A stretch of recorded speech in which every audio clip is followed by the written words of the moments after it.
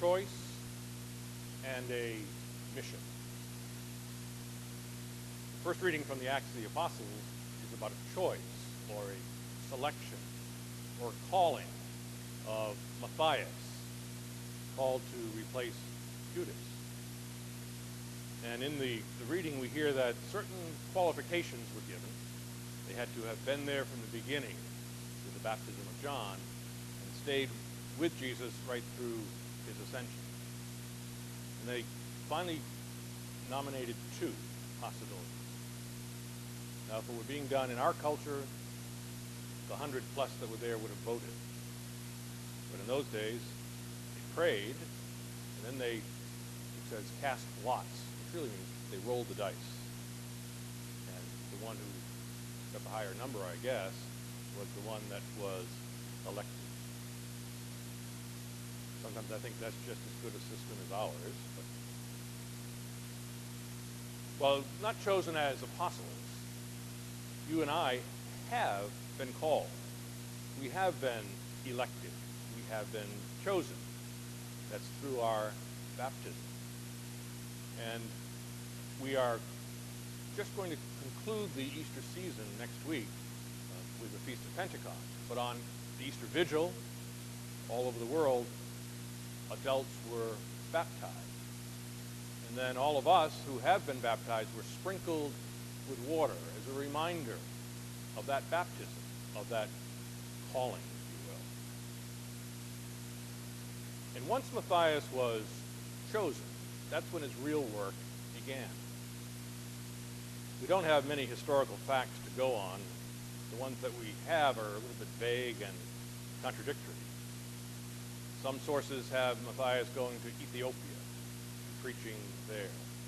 Others have him going to the Sudan. And yet there's a third tradition that says he never left Jerusalem. He just preached the word there. While we don't have the details, we can understand through the other apostles and what goes on in the Acts of the Apostles, that he did go out and preach. He went out into the world to give the message of the Lord. If we are called, are we also sent? And the answer is yes. And part of the reflection could be on the gospel reading, where we have a small section of what is known as the farewell discourse, rather elaborate leave-taking that Jesus does with the disciples. And in this particular section that we read from tonight, Jesus is not talking to the disciples. He's praying to the Father. He's praying to the Father for the disciples. He's asking them to be consecrated in truth. And as they go into the world, may they be protected from the evil one. And may they preach the message. What does it mean for us to be sent into the world?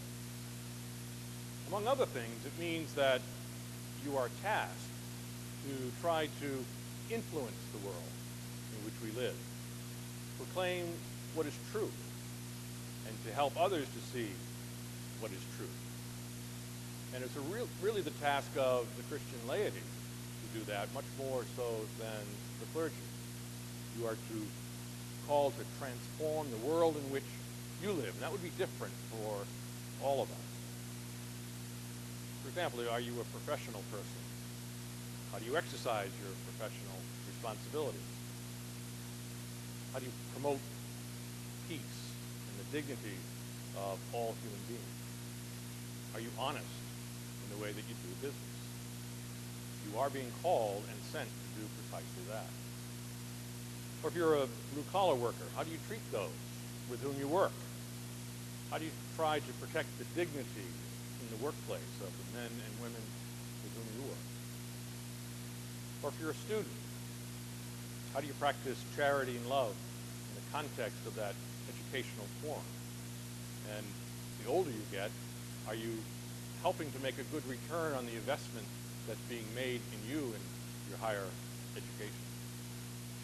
Or finally, if you're retired, how do you use the so-called autumn years of your life in a productive, responsible manner that contributes to the common good? really is the intersection of our call and our world that we live out the gospel message.